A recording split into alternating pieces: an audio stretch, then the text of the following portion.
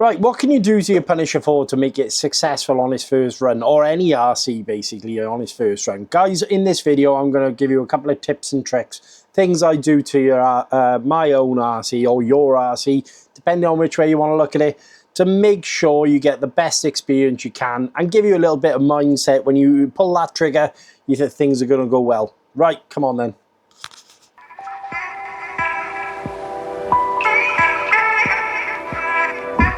Hey guys, welcome back to the channel. Welcome back to Chris with the C. Hope you're all doing well. Thank you very much for joining me today, guys. Punisher 4, as you know, we unboxed this in the last video and I'm pretty much made up of what I'm seeing. Now, there are a few tips and tricks that I normally do before I run my RCs, and it's something that maybe you guys at home don't actually do. You might just get it out of the package, put some batteries in and run it. Now, there are a few things I'm going to recommend you to do in this video, okay, that might necessarily be something you want to look at, or possibly just a little bit of kind of preemptive maintenance, should we call it, that will allow you to go out and have fun with your truck and not really think about it too much. Now, if things go wrong on your first run, you then know that you've done your best to kind of combat any issues you might run into. It's something I tend to do with all my RCs. Now, bearing in mind though, on the Synchro video, I did do things a little bit different. I kind of went into the mindset of someone who's just having that car, maybe doesn't have a little bit of experience with RCs, or you know, doesn't wrench on vehicles that much. And I just ran it straight out of the box. And to be fair, I had no issues at all. So I don't expect this car to be any different, all right, to what the experience I had with the Synchro. But I really, really like this truck, and I want to kind of make sure that I'm starting my bashing experience with it the right way. All right, so what I'm going to do, okay, is I'm going to work you through in this video checks, things to look out for, things to set up. I am going to be dipping into the differentials in this and making sure they're topped up and full, and possibly to have them tuned the way I would want them. I will be changing over a pinion in the car as well, okay, because I know through experience on watching some videos that I'm probably going to want a little bit more wheel speed. And we'll also make sure we got the handset all calibrated, everything's a-okay. So I'm just set up now. I'll start getting things ready. I'll get some tools out and I'll come back to you in a second. Right, okay guys, so I've actually got batteries now into the handset. All right, that's first thing. Obviously you want to make sure you've got 4 AA's for the handset. All right, check that it all comes on, the light comes on, everything's fine there, so no issues there. You're also going to need to make sure you've got a battery pack to plug into the car, okay? Now the reason why I say this, all right, we're going to take the body pins out a second. First thing I'm going to do is make sure that the handset and the car are calibrated together, all right? So what I mean by this, all right, is we're going to make sure the end points on the throttle and the brake and the neutral are all set in the right place. Now, 9 times out of 10, out of the factory, these are absolutely fine. But what I'm going to do here is just add a battery into the car a second, and we'll set that up live on you. So if you ever come down the road of that you might need to recalibrate, all right, I'm going to show you how to do it. So if you could just bear with me 2 seconds and we'll crack on from there. Okay guys, so I've got the car in front of me, I've got a battery, okay? Now one thing to mention here, the car comes with XT90s, all right? Now the reason why I've got this adapter in my hand is, like a lot of people, I actually run EC5. So for now, I will need to have an adapter. You can get these on eBay, on Amazon. Many different model shops will actually sell you one of these. So if you're not in the habit of soldering your own connections, or if you're someone who doesn't have experience or doesn't want the hassle, an adapter is a good idea. So obviously we're going to plug the car in a second. Now, at the back of the vehicle here is a on-off switch, as I've mentioned in the unboxing, all right, just located behind the back of the chassis here, all right, there's an on-off switch just by the ESC, all right. Now, to do this, we're going to need the handset on, okay? Make sure that you've got all your trim set to top dead center, all right? And essentially leave the handset on a second. You're going to hold the set button and turn the car on at the same time. Now, it can be a little bit fiddly, so if you wanted to, you could get yourself a little screwdriver and poke that through, like so. I actually don't, I find it harder to do it this way, to be honest with you. Let's have a look. How am I going to get it there? Right. Okay, so as you can hear now, the car is getting ready to be calibrated. So you press it once at neutral. As you can hear, it's recognised it. Full accelerator. And then full brake. And now the car recognises that all the endpoints on the throttle are now set. So you can lift the car up. As you can see, it's recognised the input there, no problems at all. Now, what we're also going to do here for bonus points is we're also going to be setting up the endpoints on the steering. At the end of the video, I will go into depth because I am going to set the default values on the ESC a little bit higher. So the car comes with 6 volt BEC. Now what that actually means, that's the power provided by the ESC to the servo. And obviously, if you had a fan, obviously, e.g. like the fan on the ESC itself, you can turn it up to 7.4. So as you can see, steering is all working. There's no issues there. That's fine. What I'm now going to do, though, okay, is I'm now going to look at other parts of the car. I'm going to turn this off a second. Right, okay, guys, so you've set up your throttle calibration on your handset, okay? That's all been done for you. What I recommend you're going to do now, you're going to need a 2.5 and a 2mm hex driver, okay? Yeah, you want to just go around the car, and what we're doing here, guys, is just basically checking all the screws in the chassis, making sure everything is tweaked up, everything's a-okay. Now, I can't see it coming out of the factory. I haven't had any issues with screws being loose, I will say, from Team Corrali. All right, so we're just going around checking each screw, making sure everything is tightened down, all satisfactory, everything's okay there. I'll just go through each one and just give them a little turn just to make sure that obviously everything is spot on. Now, same rule applies. Turn the car over. Obviously, we then go with a 2mm because most of the screws up top are 2mm. We're just going around checking every little screw. All right, just give them a little turn just to make sure everything's a-okay. All the same on the front. Now, if your shocks, again, if you wanted to just check that your shocks are all tightened up, you're going to need a 5.5mm nut driver, obviously, for your shocks, and then 2mm for the bottom. Now, once you've done all that, okay, the other thing I'd recommend, let me just grab it for you, is get yourself a 70mm wheel hex tool. And what we're going to do there is straight away, we're going to make sure that obviously, now the good thing is, I forgot to mention this in the unboxing, one of the updates, and it was a welcome update, obviously, in the Kagama, and also this one, is that Team Corrali are now using serrated wheel nuts. Why is that a big thing? Because up until now, they never used them. A serrated wheel nut essentially will bite into your wheel and tyre combo and actually make your nut grip into the wheel. Now, previously, when they weren't serrated, no, let me just explain to you. You got a serration around the nut there, all right? And what that does, essentially, it locks itself into the plastic, gives it a little bit of bite. I have had wheel nuts come loose previously when I was running non-serrated wheel nuts. So the way around it at that time was to use a little bit of Loctite on the stub axles. In all fairness to Team Corrali, what little update, it may seem a little thing to a lot of people, but me personally, I've seen that as a welcome addition. Now, guys, we're going to talk about droop here, okay? Why is this important? A few things that have recently come up is where people have mentioned about, obviously, the droop. They're having issues where the front CVD is, you've got a C-clip that sits around the CVD here, and that is coming loose.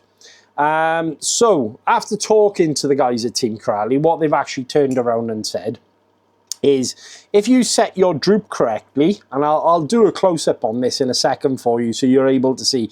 If you set your droop correctly, you should have no issues, if not less issues there. All right. Essentially, what you need to do here, guys, is your shock only has a limited amount of travel, okay? That piston there has only got a certain amount to come down before the piston comes out of the shock like so, and then that's at full sort of stretch. Now, your arms, on the other hand, all right, will have more movement in them. So your piston might come down, but your arm could possibly go down even further. So droop, essentially, what that does, it allows your drive shafts and obviously your arms and your suspension to be held in place. Now, the benefit of that is your drive shafts, you don't only ever really need to be at that kind of angle. If you've got them like this, your droop is set way too low, in the sense of your arms are able to reach that ground. But you are putting pressure on your shock shaft, you are putting pressure on your CVD joint, and you are putting pressure on your dog bone towards your gearbox. So what I'll do now, all right, I'll change the camera around and I'll show you basically how to set your droop. How's that, all right? Right, guys, so as you can see here, we are at the front of the car. This is obviously the arm, you've got the shock shaft here. If you look just inside here, right by there, you've got a 2mm screw. Now, that is for setting your droop there, as you can see. All right, so the shock, as you can see, the angle on the drive shaft here is actually set quite nicely. Should you want to adjust it, you put your 2mm driver through like so. All right, and all you do is either tighten it up or loosen it off. All right, so as I'm loosening it off, as you can see, that arm is starting to come down even further. All right, or if we tightened it up, that arm is now coming up. So what that little hex screw in there does, there's two little, as you can see there. Okay, see that poking through the bottom of the arm? And that little kind of piece there, it uses that to rest on, so you're able to set your droop. All right, it's quite important that your shock naturally rests at the furthest point this can. So if we go down at the car, as you can see, this arm has got a nice angle on the drive shaft. It's less pressure on the CVD joint here. If you want bonus prizes, what you could do here, guys, is actually set a little piece of heat shrink around here. And that will stop that C-clip coming off. There is a little C-clip in there. All right, so a little bit of heat shrink around there, that should help it. The other thing you can do is to stop the front wheels offloading so much is thicken up your center diff ever so slightly. All right, so I am going to be doing that in this video. I'll show you how to open the diffs up, obviously, at the front. But your main point here is making sure that you set your droop. Now, you get, as I say, what Team Crowley has nicely done is left a hole there for your screwdriver to come down like so. All right, so yeah, that's how you set your droop. You should always want your drive shafts not on a completely obtuse angle. You know, this kind of angle is absolutely satisfactory. There's no issues there. You should be absolutely fine.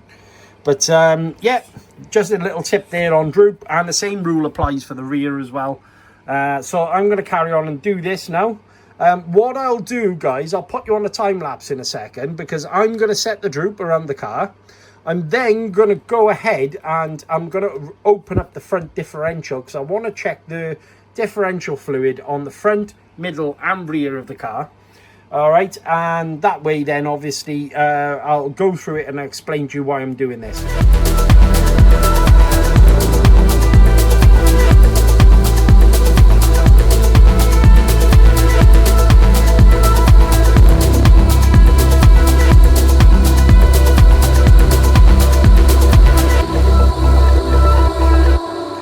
Right, okay guys, so as you can see now I have got the front of the car apart, okay? Just to remember what you will need to do, you don't actually have to take this whole plate off.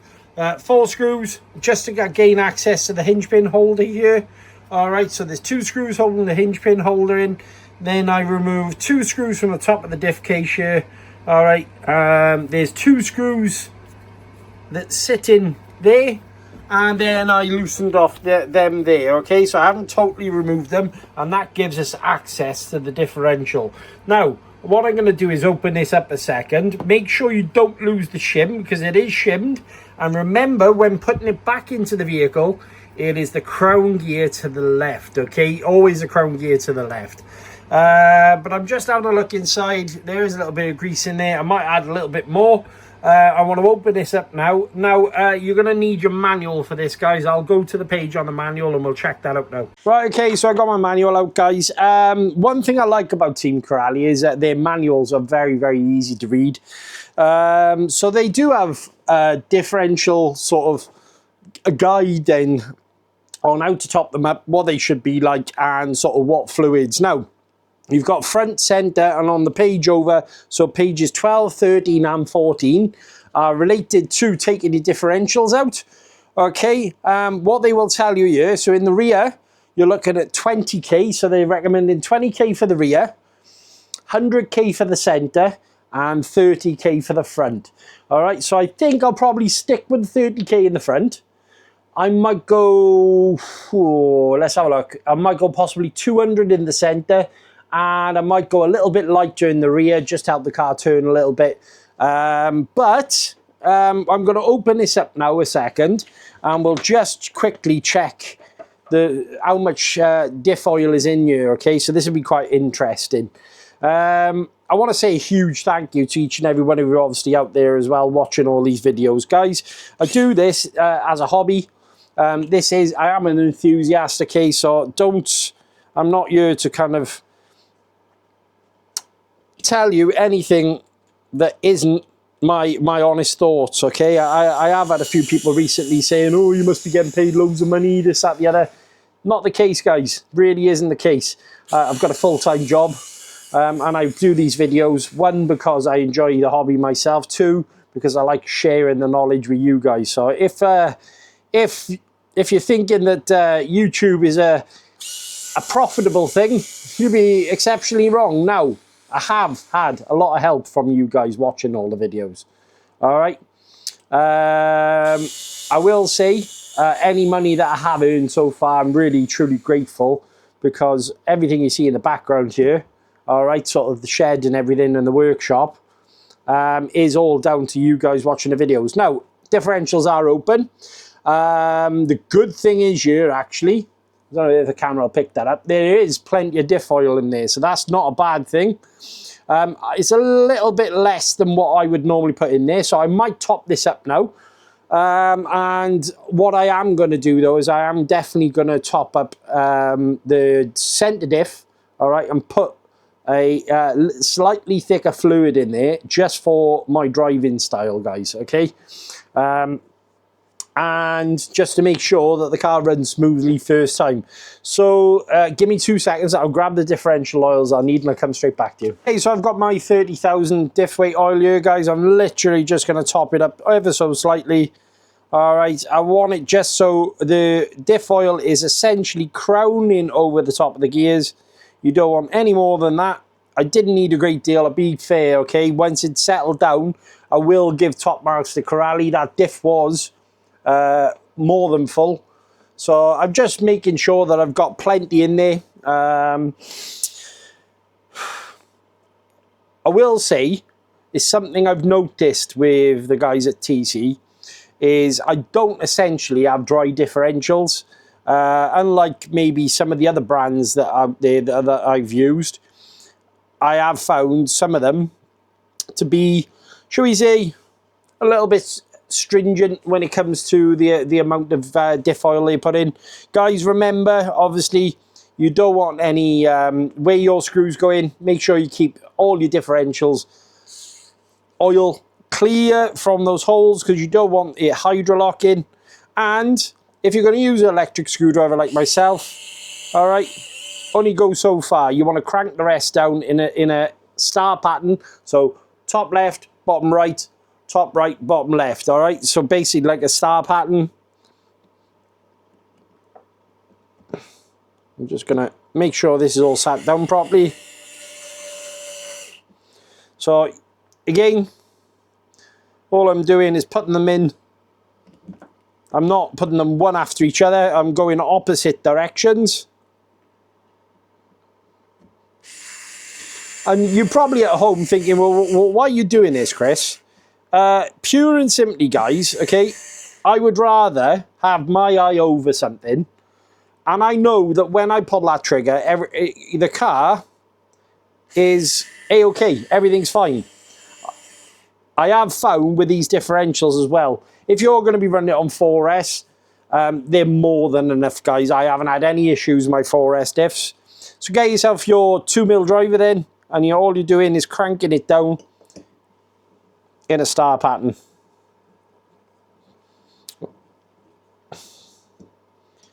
There you go. So I'm going to the opposite side now, and then there.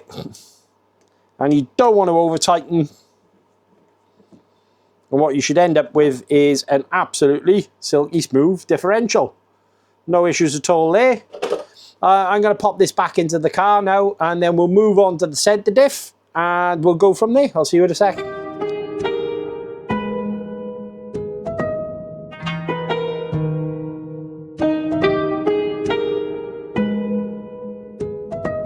Right, okay guys, to get access to this centre diff and also your pinion, what you are going to need to remove is this body support here, okay, on top of the differential here. Now, if you look at the back, right, they have these little pins. See there, guys, you've got a little rubber washer. Make sure you don't lose this, because this is what holds this pin in. All right, so there's just a little rubber washer there. All right, when you take it off, make sure you don't lose it. And you're going to need to undo 4 screws on the top of the differential here, and then screw there, and if you look, these are actually on screws anyway, so these should hinge over. So what we'll do now is actually remove all this again on a time lapse, and then I'll show you the differential itself.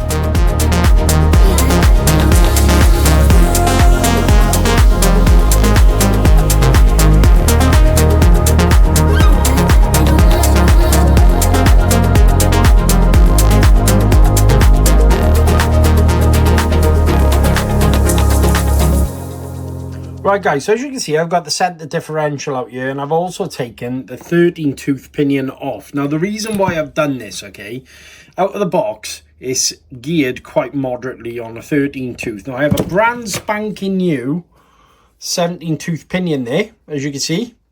All right, now what I'm going to do here is actually, I'm going to install this. Now it's very simple on this car, as you can see, where the Loctite was there, all right, and there.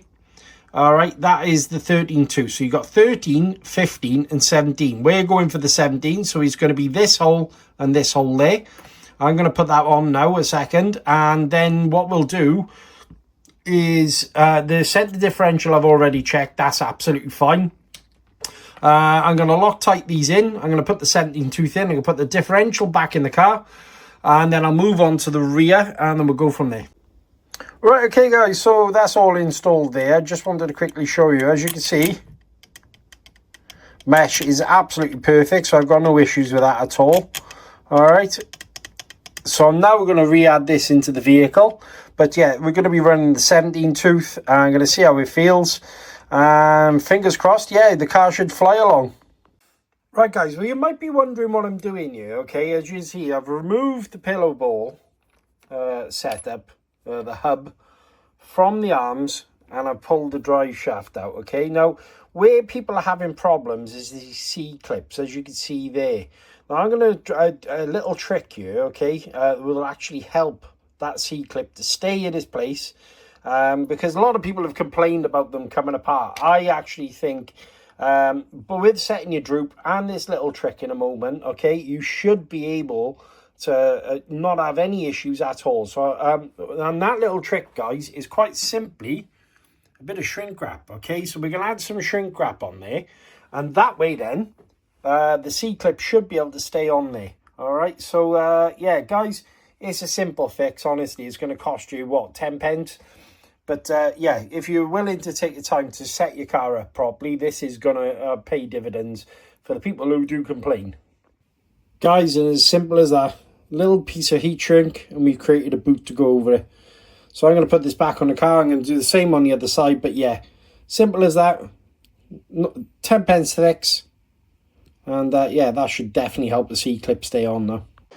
Right, guys, so I just want to talk to you about it. Very easy fix to do, all right?